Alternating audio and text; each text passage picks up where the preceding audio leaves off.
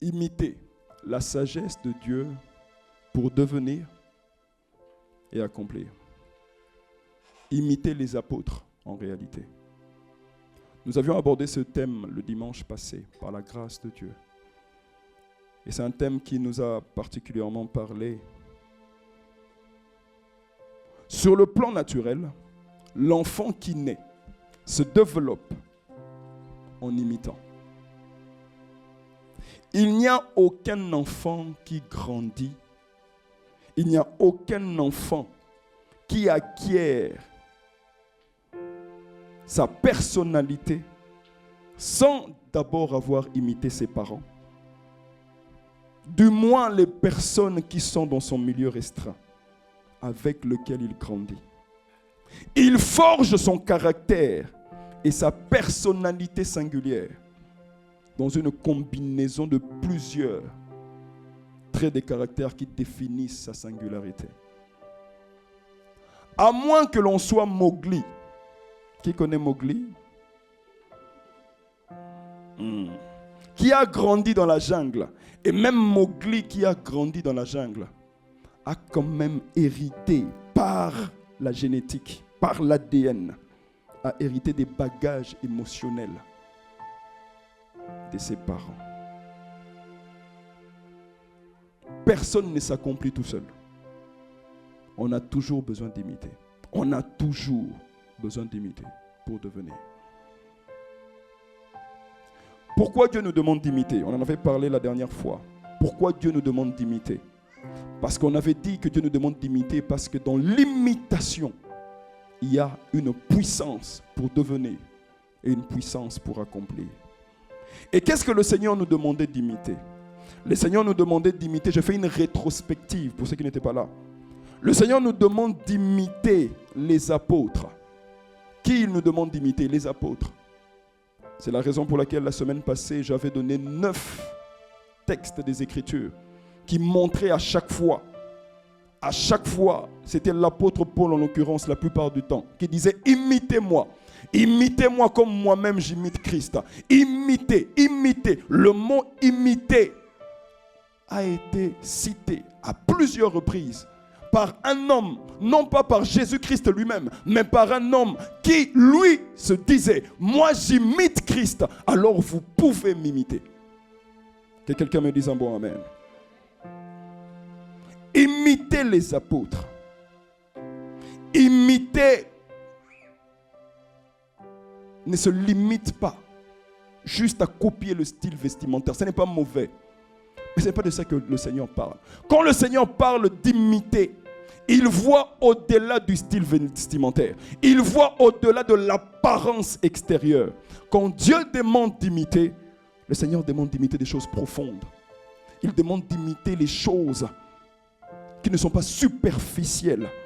Et le Seigneur nous avait donné Hébreux, chapitre 6, du verset 11 au verset 12, où il nous disait, nous désirons que chacun de vous montre le même zèle pour conserver jusqu'à la fin une pleine espérance, en sorte que vous ne vous relâchiez point, que vous imitiez ceux qui par la foi, la persévérance héritent les promesses. Nous avions dit que le Seigneur nous demandait d'imiter le zèle, d'imiter l'espérance, d'imiter la foi, d'imiter la persévérance. Ce sont là les choses profondes auxquelles le Saint-Esprit tient et auxquelles le Saint-Esprit nous demande d'imiter. Si vous voulez écouter l'entièreté du message, il est disponible sur notre chaîne YouTube ICC TV Poissy.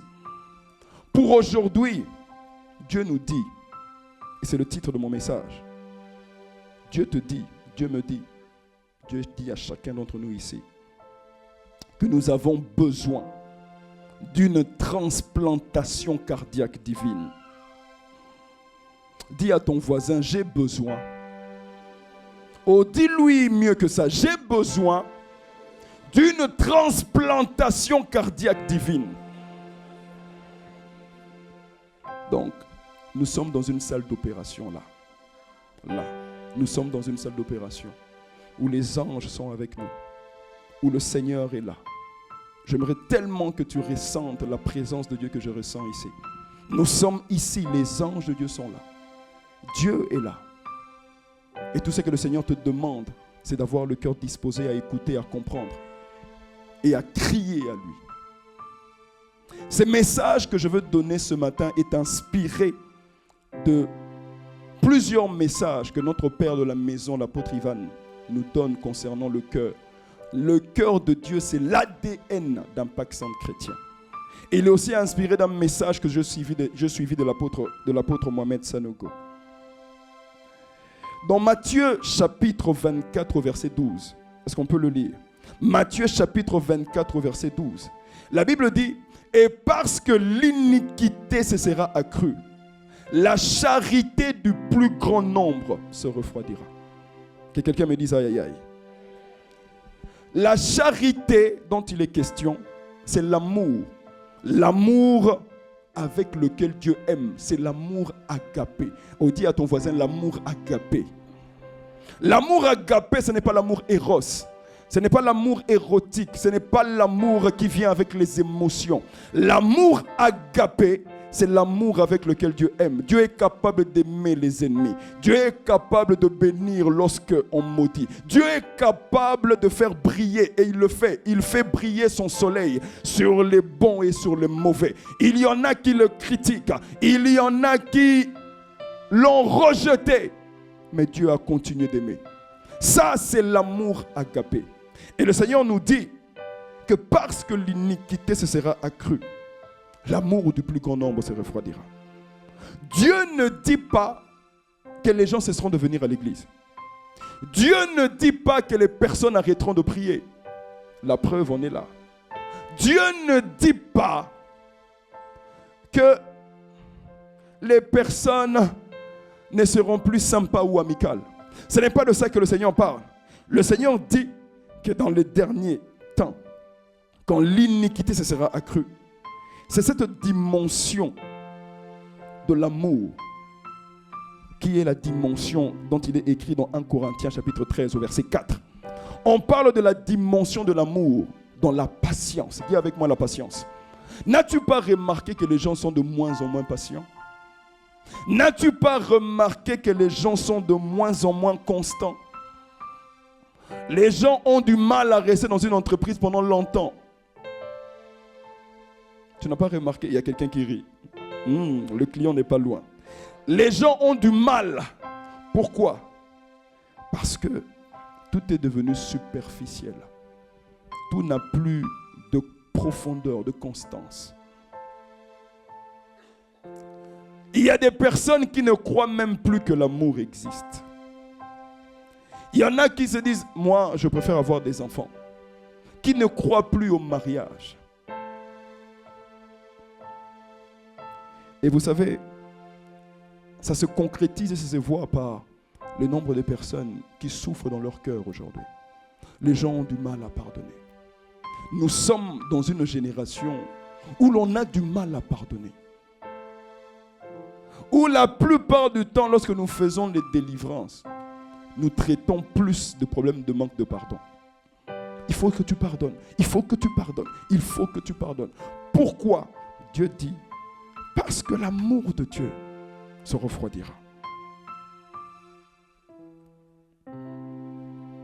Le but de l'iniquité, c'est de refroidir ton amour. L'iniquité s'accroît dans le but que les gens, lorsqu'ils se marient, se disent, je vais me marier, mais j'ai mon plan B. Si tu fais des bêtises, si tu essayes, je divorce. Les gens viennent, s'engagent, mais ne se donnent pas entièrement. On vient à l'église avec des réserves. On ne vient plus pour demeurer, aimer et servir Dieu. Mais on commence à venir à l'église en cherchant la solution à ce problème et surtout à ne pas être offensé. Si tu m'offenses, je quitte l'église. Que quelqu'un me dise aïe aïe aïe. À la moindre persécution, on s'en va. L'amour du plus grand nombre se refroidira. Et dans 1 Jean chapitre 5 au verset 3, la Bible dit, car l'amour de Dieu, est-ce qu'on peut lire ensemble? Car l'amour de Dieu consiste à garder ses commandements. Et ses commandements ne sont pas pénibles. Dieu est en train de nous dire que les commandements qu'il donne ne sont pas pénibles.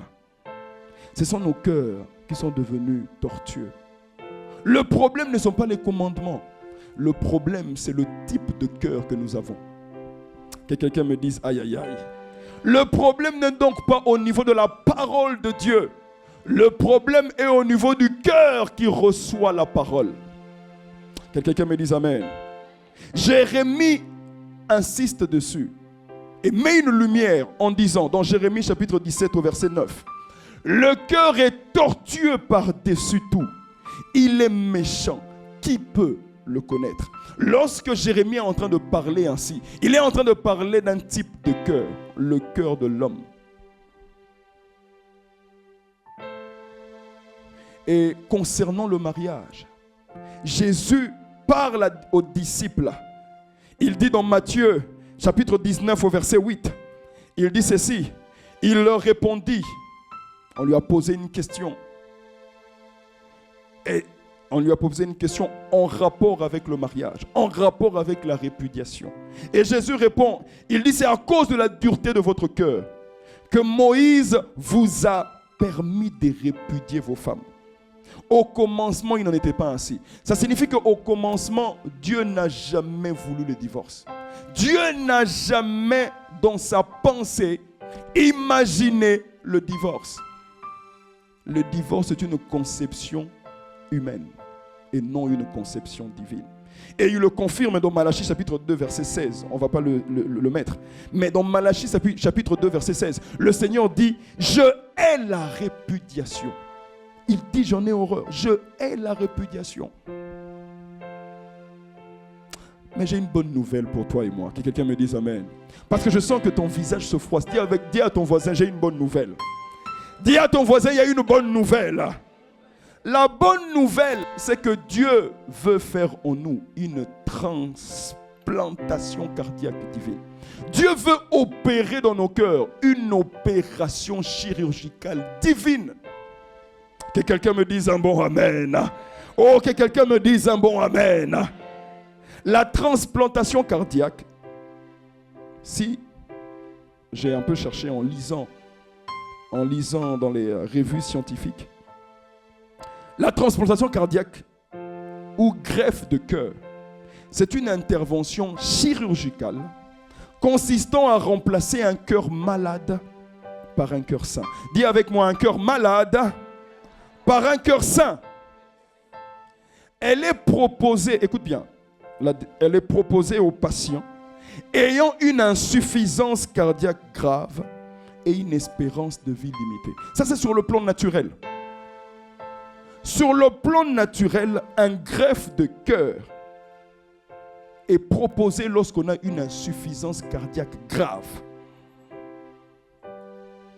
De la même façon, Dieu ne propose une transplantation cardiaque divine qu'aux personnes qui considèrent en eux-mêmes qu'ils ont une insuffisance cardiaque grave. Ce sont des personnes qui crient à Dieu pour leur état. Ce sont des personnes qui regardent à eux et qui disent, Seigneur, je n'aime pas la version de moi que je suis. Je n'aime pas, Seigneur, cette tendance à pécher, cette tendance à critiquer, cette tendance à l'impudicité, cette tendance à la pornographie, cette tendance à la masturbation. Ce sont des personnes qui crient et qui disent, mon cœur a besoin d'une transplantation divine. Mon cœur est en train de souffrir. Que quelqu'un me dise un bon amen. Ce sont des personnes, les personnes qui ont besoin et qui poussent Dieu à faire une opération chirurgicale dans leur cœur. Ce sont des personnes qui crient à Dieu dans cet état. Ce sont des personnes qui reconnaissent qu'ils ne sont pas parfaites. Ce sont des personnes qui voient, qui regardent à leur faiblesse et qui disent, Seigneur, ne me laisse pas là. Si tu me laisses ici, je suis perdu. Si tu me laisses sans toi, il n'y a rien. Qui reconnaissent leur faiblesse. Qui reconnaissent que cette addiction à la drogue, à l'alcool, cette tendance à la violence, à la débauche, les pensées mauvaises et impures, la pornographie, je l'ai dit, que ces vices sexuels, que l'impatience, même l'impatience, que l'orgueil sont des signes d'insuffisance cardiaque aiguë spirituelle. Ce sont des personnes qui reconnaissent que ce sont des signes d'insuffisance cardiaque aiguë spirituelle. Et vous voyez, sans le reconnaître et le désirer, Dieu ne peut pas faire d'intervention chirurgicale. De la même façon qu'un médecin, quel que soit le spécialiste chirurgien que tu as devant toi, il ne peut pas toucher le corps de quelqu'un sans que celui-ci n'ait donné son accord, sans que celui-ci n'ait signé un papier, signé pour dire « je suis d'accord ». De la même façon, Dieu ne te touche pas. Dieu ne change pas ton cœur si tu ne le désires pas. Que quelqu'un me dise un bon amen. Que quelqu'un me dise un bon amen. Ézéchiel chapitre 36, verset 26. Regarde ce que le Seigneur dit dans Ézéchiel chapitre 36, verset 26. Je vous donnerai un cœur nouveau. Je mettrai en vous un esprit nouveau. J'ôterai de votre chair le cœur de pierre et je vous donnerai un cœur de chair. Je mettrai mon esprit au-dedans de vous et je ferai que vous marchiez dans mes statuts et que vous gardiez mes ordonnances et le ferai. Le Seigneur dit, je vous donnerai un cœur nouveau. Ça signifie que il doit y avoir dans ta vie et dans ma vie, à chaque jour, une demande, une chirurgie. En fait, il faut que tu comprennes que sur le plan spirituel, tu as besoin que le Seigneur puisse à chaque fois faire des checks de ton cœur. Tu as besoin qu'à chaque fois le Seigneur puisse sonder ton cœur. Tu as besoin qu'à chaque fois le Seigneur puisse regarder et voir si ton cœur ne s'est pas corrompu. Si ton cœur n'a pas commencé à accepter, à tolérer des choses qu'elle n'aurait jamais dû. Que quelqu'un me dise amen. Tu vois, le Seigneur est en train d'expliquer comment il va le faire. Dieu est en train de nous montrer comment est-ce qu'il va nous donner un nouveau cœur. Il sait que nous sommes faibles. Il sait que nous sommes humains. Il sait que nous ne sommes pas parfaits. Personne ne l'est, même moi qui te parle. Mais Dieu dit, je veux faire quelque chose. Je veux vous donner un cœur nouveau. Mais il nous explique, voici comment je vais le faire. Dis à quelqu'un, voici comment Dieu va le faire. Oh, dis à quelqu'un, voici comment Dieu va le faire. Il dit, regarde ce que je vais faire. De la même façon que sur le plan naturel, pour une opération sur le plan naturel, il faut un chirurgien. Que quelqu'un me dise amen. Il faut le patient. Il faut le chirurgien. Si on veut faire une transplantation cardiaque, si on veut faire un greffe de cœur, il faut le chirurgien. Il faut le patient et il faut également le donneur. Le donneur, c'est celui qui a le cœur qu'on va prendre. Que quelqu'un me dise un bon amen. Que quelqu'un me dise un bon amen. Et Dieu explique qu'en fait, pour que je fasse ma transplantation cardiaque divine, je veux mettre en toi un esprit nouveau. Le Saint-Esprit viendra sur toi. Le Saint-Esprit, lorsqu'il va venir sur toi, son rôle sera d'être le chirurgien. Oh, que quelqu'un me dise amen. Le Saint-Esprit va venir être le chirurgien. C'est la raison pour laquelle le Seigneur présente l'Esprit. Il dit, je vous enverrai un autre consolateur. Quand on parle de la consolation, on parle de ce qui est lié à l'émotionnel, au cœur. Il dit, j'enverrai le consolateur, l'Esprit de Dieu. Il viendra, on vous le paraclétos. Il sera avec vous et il sera en vous. Il parle du consolateur. Donc l'Esprit vient en tant que chirurgien. Dieu s'est pourvu d'un chirurgien et il est le spécialiste de cœur brisé. Le Saint-Esprit est le spécialiste de cœur brisé. Il n'y a aucun cœur qui a été brisé dans l'enfance. Il n'y a aucun cœur qui a été abusé que le spécialiste de cœur brisé ne peut pas transformer et changer. Il n'y a aucun cœur. Bien-aimé, il n'y a rien que tu aies vécu dans le passé. Il n'y a rien que tu aies vécu dans ta vie que le Saint-Esprit ne peut pas transformer. Il n'y a aucune blessure émotionnelle qu'il ne peut pas guérir. Il n'y a rien qui ne peut faire concourir à ton bien, à condition que tu signes les papiers pour l'opération, à condition que tu lui donnes le volant de ta vie, à condition que tu l'acceptes. Que quelqu'un me dise amen. Dieu s'est pourvu du chirurgien. Le patient, c'est toi et c'est moi. C'est lorsque tu cries, tu deviens un patient dans la salle d'opération. Lorsque tu commences à crier à Dieu. Lorsque tu commences à demander à Dieu, Seigneur, ne me laisse pas comme ça.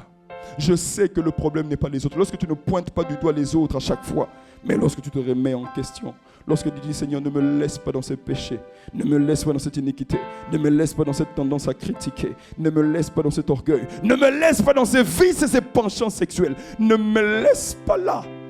Lorsque tu commences à crier ainsi, tu deviens le patient qui vient lui-même se poser sur la table, sur la table d'opération.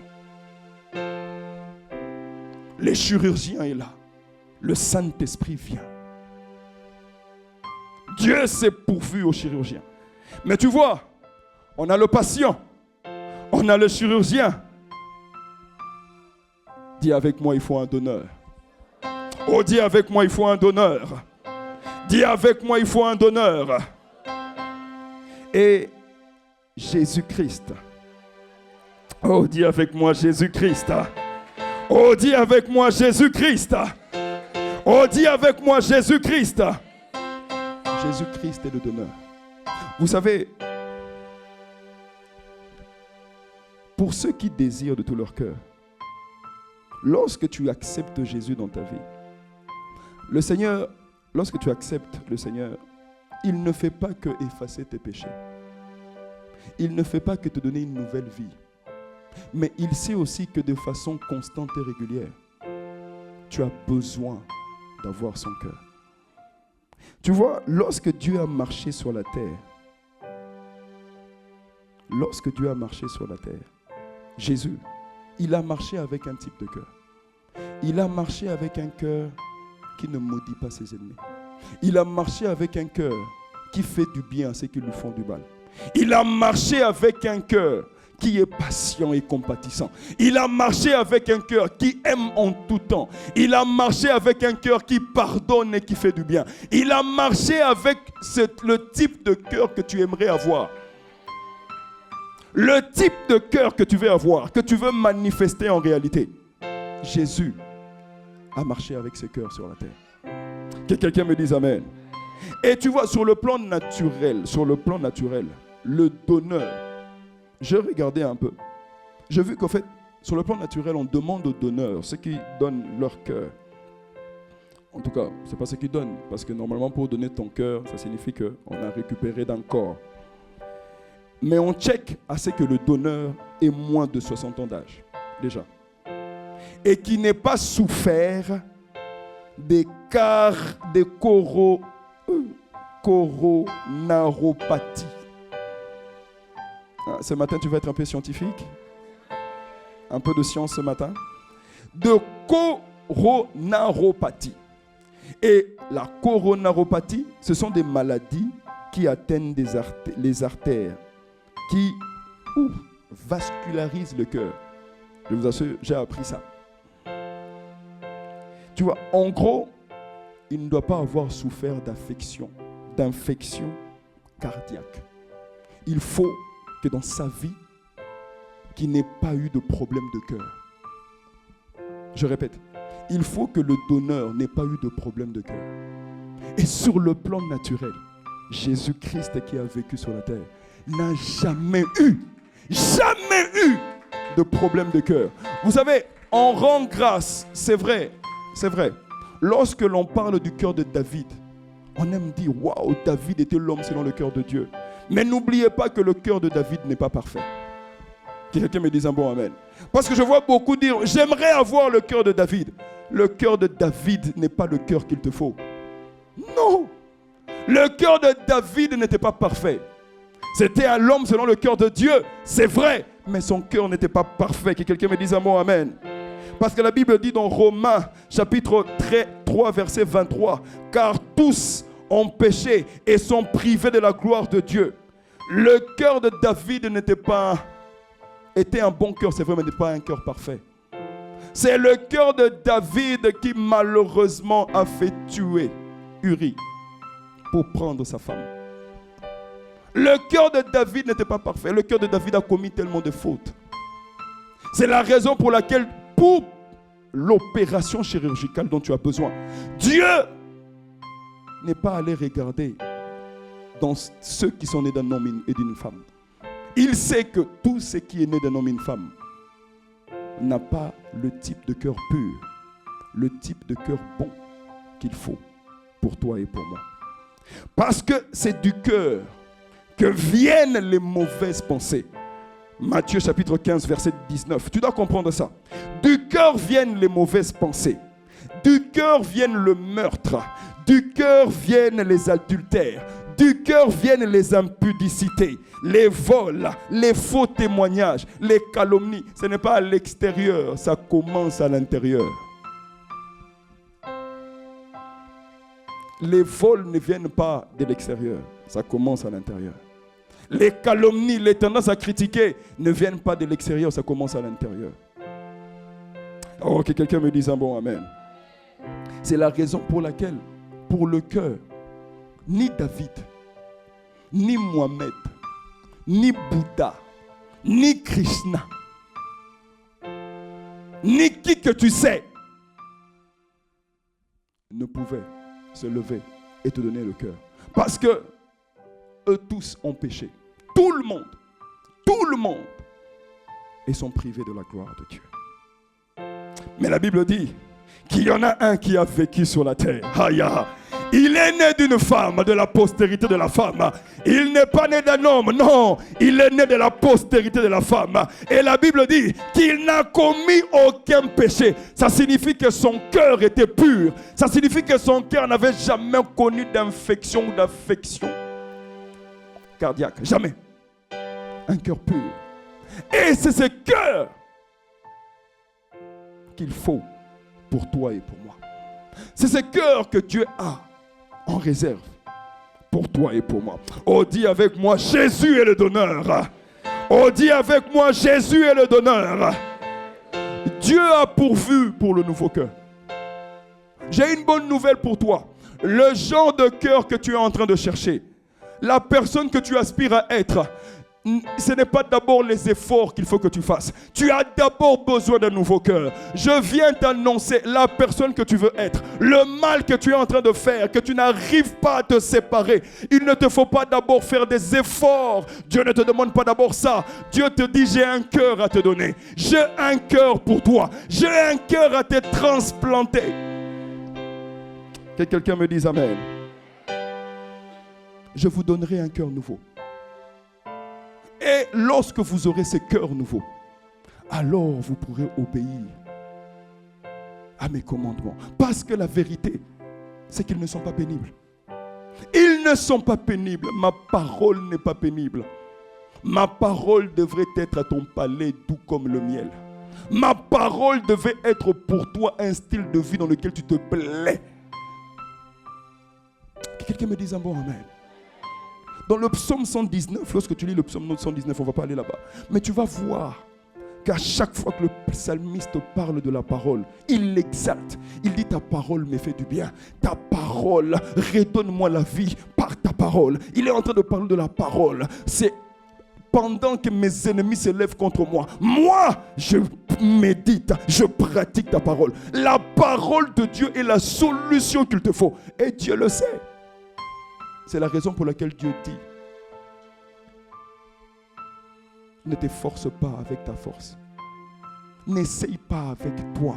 N'essaye pas avec tes efforts. Je vois des gens se dire, cette fois-ci ça va aller. Je suis tombé, mais cette fois-ci je vais me relever. Cette fois-ci je vais tenir ferme. Cette fois-ci je vais arriver. Oh, j'ai encore menti. Je vais arriver. Le problème, c'est que tu veux faire avec ta force. Le problème, c'est que tu veux faire avec toi-même. Le problème, c'est que tu penses que c'est à cause de toi. Ce sont tes œuvres qui vont te justifier devant Dieu. Le problème, c'est que tu te remets trop. Tu as trop confiance en toi. Dieu te dit, laisse-moi t'opérer. Laisse-moi te transplanter un type de cœur qui fera que sans effort, tu obéiras à ma parole. Sans effort. Dans Ésaïe, chapitre 53, au verset 5, la Bible dit, mais il était blessé. On parle de Jésus. Oh, on parle du donneur. On te montre les caractéristiques du donneur. Parmi les caractéristiques dont on te le montre, je te dis sur le plan naturel, il faut qu'il ait moins de 60 ans. Jésus a vécu sur la terre 33 ans. Donc, il a le profil parfait. Dis avec moi, il a le profil parfait. Il a le profil parfait. Il a vécu sur la terre sans péché. Il est mort à 33 ans. Ça signifie qu'il était dans la fleur de l'âge. Donc, le cœur de Jésus est un cœur qu'il faut. C'est le cœur qu'il faut. C'est le cœur parfait. C'est la tranche d'âge parfaite. Oh, que quelqu'un me dise amen. Et dans Ésaïe chapitre 53, au verset 5, la Bible dit, mais il était blessé pour nos péchés. Cela signifie qu'à Golgotha, lorsqu'on dit qu'il était blessé pour nos péchés, on peut laisser le verset, ça signifie qu'à Golgotha, lorsqu'il recevait les 40 coups moins 1, lorsqu'on a pris ses mains et ses pieds, qu'on a cloué les clous à la croix, tout ça a été fait pour tes péchés et le mien. Tout ça a été fait pour que toi et moi, nous ne soyons plus esclaves de nos péchés passés. Oh, que quelqu'un me dise amen. Mais tu vois, Ésaïe ne s'arrête pas là.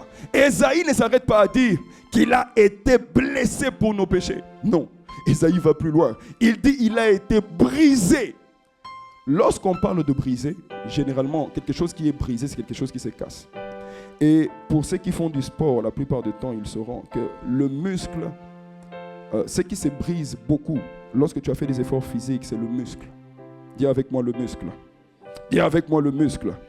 Tu vois, la partie blessée pour nos péchés concerne son corps, les clous qu'il a reçus. Concerne les clous qu'il a reçus, les 40 coups moins 1. Concerne la couronne d'épines qu'on lui a mis sur la tête. Mais la partie brisée pour nos iniquités concerne le cœur. Concerne le cœur qui a été transpercé. Ésaïe dit, c'est pour nos iniquités, pas pour les péchés, les iniquités. Les iniquités, ce sont des péchés que tu commets à répétition. Ce sont des péchés que tu hérites des fois à cause des liens de sang. Il dit les iniquités, pour les iniquités, pour le problème de cœur. Les iniquités sont des péchés qui sont très souvent liés au cœur. Pour les iniquités, il a été brisé. Et la partie de lui qui a été brisée a été révélée dans Jean chapitre 19, verset 34. Est-ce qu'on peut me mettre l'image? Dans Jean chapitre 19, verset 34, la Bible dit, le soldat lui perça le côté avec une lance. Il lui perça le côté. Et lorsque le soldat romain lui a percé le côté, la Bible dit qu'il est sorti du sang et de l'eau. Et les commentateurs bibliques s'accordent à dire qu'il est sorti du sang et de l'eau parce qu'il y a un organe qui a été touché. Il y a un muscle qui a été transpercé. C'est le cœur. Le cœur de Jésus, à ce moment-là, était transpercé. Et aussitôt, le sang et l'eau sont sortis. Qu'est-ce que ça signifie? Ça signifie que le cœur a été pourvu. Ça signifie que le cœur a été donné.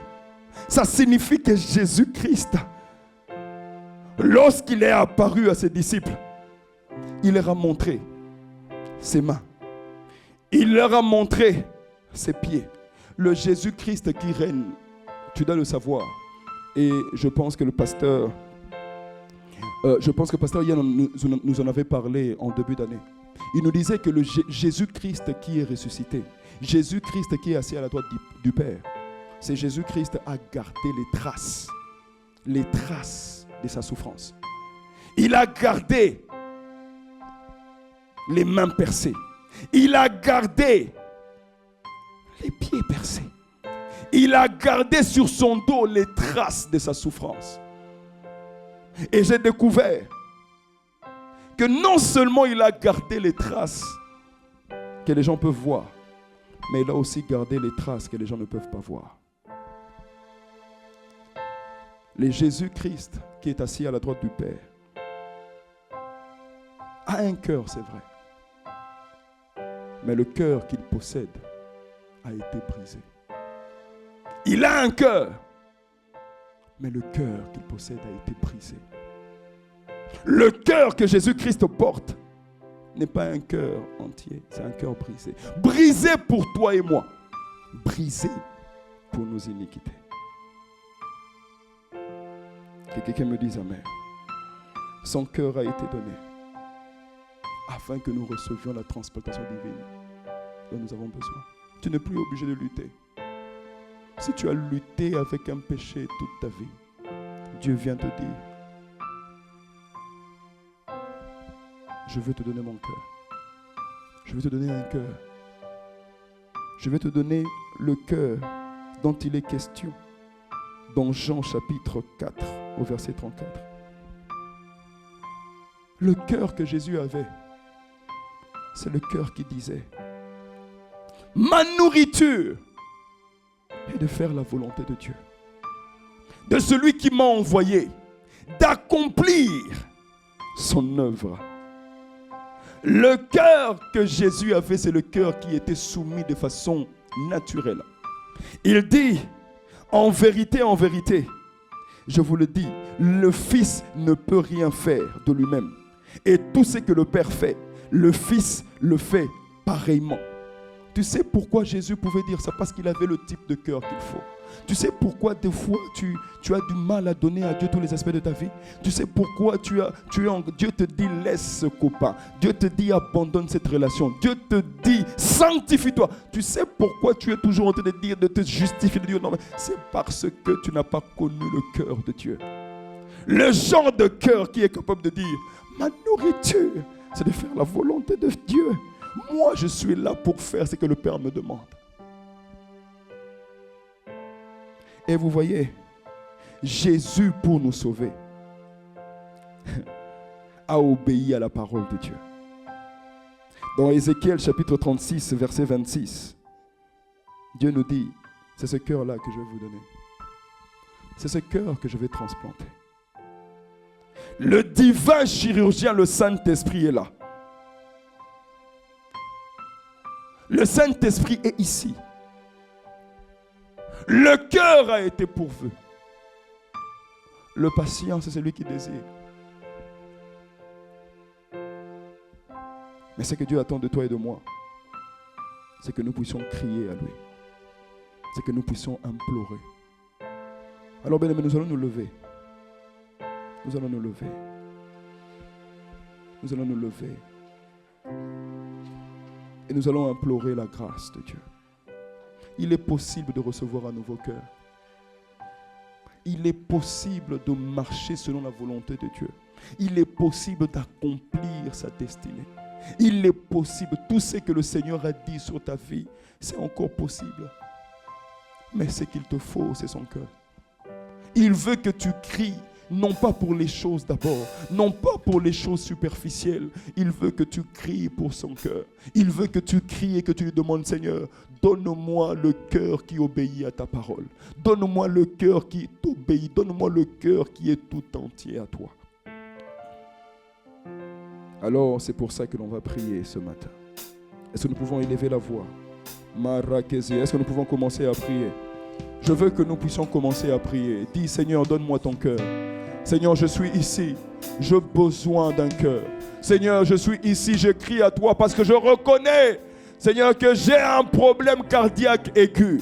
J'ai un problème cardiaque spirituel aigu. Et j'ai besoin que tu transplantes en moi ton cœur.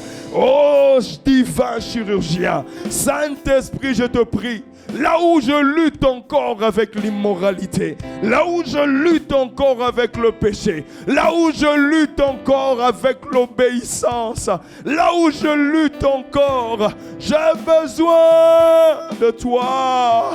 Oh, je dis oui, j'accepte que tu transplantes en moi. J'accepte de recevoir l'opération. J'accepte que tu greffes en moi ton cœur. Tu as dit, tu me donneras un cœur nouveau. Tu as dit que tu le ferais lorsque le Saint-Esprit sera venu. J'ai accepté Jésus. J'ai donc accepté de recevoir le divin chirurgien. Tu as pourvu au cœur par le Fils. Alors je t'en supplie. Donne-nous ton cœur. Donne-nous ton cœur. Donne-nous ton cœur. Ramazinde rebayara handera. Remazia. Oh, est-ce que quelqu'un est en train de demander le cœur de Dieu? Est-ce que quelqu'un est en train de supplier pour le cœur de Dieu? Je veux ton cœur. Je veux ton cœur. Je veux ton cœur. Je veux le cœur qui est prompt à obéir à Dieu. Je veux le cœur. Remazia. Reketeleberosia. Qui obéit complètement à la parole. Je ne veux pas être de ceux qui doutent.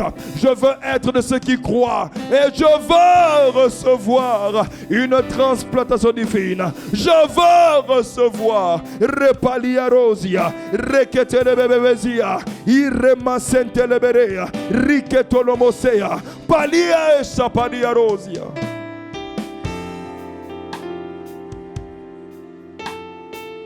Sharabara Zendeleborea. Donne-nous un cœur nouveau. Donne-nous un cœur nouveau. Un cœur qui obéit. Un cœur qui est soumis à ses parents. Un cœur qui est obéissant. Un cœur qui sait honorer son père et sa mère. Un cœur nouveau. Un cœur pur. Un cœur qui se sanctifie. Un cœur qui ne marche pas dans l'impudicité. Un cœur qui obéit à ta parole. Un cœur qui a en horreur l'impudicité, l'immoralité sexuelle. Un cœur qui se garde pur pour toi. Donne-nous ce cœur. Shalabarakezia. Paléo, est-ce que tu es en train de prier? Est-ce que tu es en train de demander le cœur de Dieu? Est-ce que tu es en train de demander le cœur de Dieu? Rapalia Rosia. Et Ramaye Keshikete. Bien-aimé, sans le cœur de Dieu, oh, tu vas prendre entretien après entretien.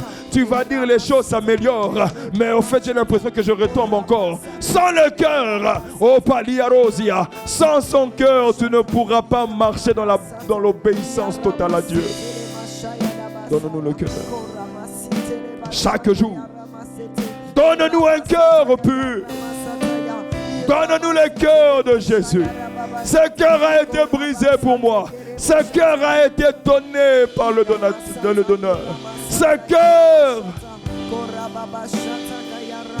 est disponible ici pour toi et pour moi. Le cœur de Dieu est disponible pour toi et pour moi. Le cœur de Dieu est ici. Sharamakito remeberekete mazindeleberea. Rapali akizeya manderike prekendelebeheke berebezea. Wow. Mais tu vois, sur le plan naturel, j'ai regardé. Quand je regardais la transplantation cardiaque sur le plan naturel, je me suis posé la question, mais Seigneur, cette opération prend combien de temps? Parce que la question qu'on se pose, je demande à Dieu le cœur, mais cette opération prend combien de temps? Combien de temps faut-il? Et c'est là où j'ai vu qu'une telle opération prend entre 3 et 5 heures. 3 et 5 heures pour pouvoir faire, sur le plan naturel, une opération chirurgicale. C'est la raison pour laquelle j'ai compris une chose. Que plus tu prends du temps dans la prière, plus tu prends du temps devant Dieu, plus tu prends 3 heures, 5 heures, plus tu permets à Dieu sur le plan spirituel de pouvoir travailler et traiter avec ton cœur. La plupart des gens, vous êtes la raison pour laquelle vous n'arrivez toujours pas. La raison pour laquelle Dieu n'arrive pas à transplanter son cœur en vous, c'est parce que vous ne prenez pas beaucoup de temps dans sa présence. La raison pour laquelle certains d'entre nous n'arrivons pas à voir le cœur de Dieu de façon complète et totale, c'est parce que nous ne durons pas, nous ne traînons pas. Le chirurgien, le divin chirurgien, le Saint-Esprit a besoin de temps. Il dit j'ai besoin de temps, j'ai besoin de temps, je ne peux pas faire une opération de 3 heures en 1 heure. Ça serait bâcler le travail. Il a besoin de temps. C'est la raison pour laquelle il t'invite à chaque fois dans sa présence. C'est la raison pour laquelle on parle du fait d'avoir une vie de prière et de prier régulièrement tous les jours. Parce que bien-aimé, Dieu a besoin de temps. Le cœur de Dieu ne se télécharge pas juste en demandant maintenant. Ça a commencé, mais Dieu a besoin de temps. C'est la raison pour laquelle nous voulons dire, Seigneur, donne-nous de nous te donner du temps. Accorde-nous la grâce d'augmenter nos temps de prière, d'augmenter nos temps d'exposition, à la présence de Dieu et à la parole de Dieu. Dieu te donne son cœur de deux façons. La première, c'est lorsque tu t'exposes à sa présence. Lorsque tu passes de temps dans la prière, en train de lui demander, donne-moi ton cœur. La deuxième façon qu'il a, c'est lorsque tu t'exposes à sa parole. Lorsque tu passes du temps dans la parole de Dieu, à lui dire, Seigneur, grave sur les tables de mon cœur tes écritures. Lorsque tu fais ça, Dieu, tu permets à l'Esprit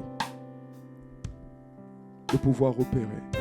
Il vient, il prend ses outils, le scalpel, il ouvre ton corps spirituel et il prend le cœur, il le dépose. Si tu suis une opération sur le plan naturel, tu serais surpris de voir que même pour prendre le cœur et aller le mettre, même pour déjà juste le placer, ça prend du temps. Juste le transporter et le placer, faire en sorte de le placer de la bonne façon, prend du temps. Tu as besoin de temps dans la présence de Dieu. Tu as besoin du temps dans les Écritures. Tu as besoin. Seigneur, fais-nous grâce. Fais-nous grâce, Père. Parce qu'il y en a beaucoup. Nous sommes nombreux, nous luttons encore. Nous sommes nombreux, nos vies n'avancent pas. On a l'impression de venir à l'église. Et on a l'impression que c'est l'église le problème. Je te dis, l'église n'est pas le problème. L'église n'a jamais été le problème. La parole de Dieu n'a jamais été le problème. Le problème, c'est le cœur que tu as à être prompt à obéir, à être prompt à prendre les paroles et à aller crier à Dieu pour que ton cœur change. Le problème n'est pas l'église. Tu peux en changer autant que tu veux. Cela ne changera pas ta vie. Ce qui changera ta vie, c'est lorsque tu décideras que je veux prendre la parole et la serrer à l'intérieur, la serrer de tout mon cœur afin de ne plus pécher contre lui. Je veux avancer dans la vie parce que le péché te maintient. Personne ne peut progresser, personne ne peut voir la face de Dieu lorsqu'il est encore enfoncé dans l'iniquité. C'est impossible. Tu as besoin, Dieu veut traiter ce problème. Il veut avoir une relation profonde avec toi. Et il veut traiter ce problème d'iniquité, ce problème de péché, ce problème de désobéissance. Il veut le traiter.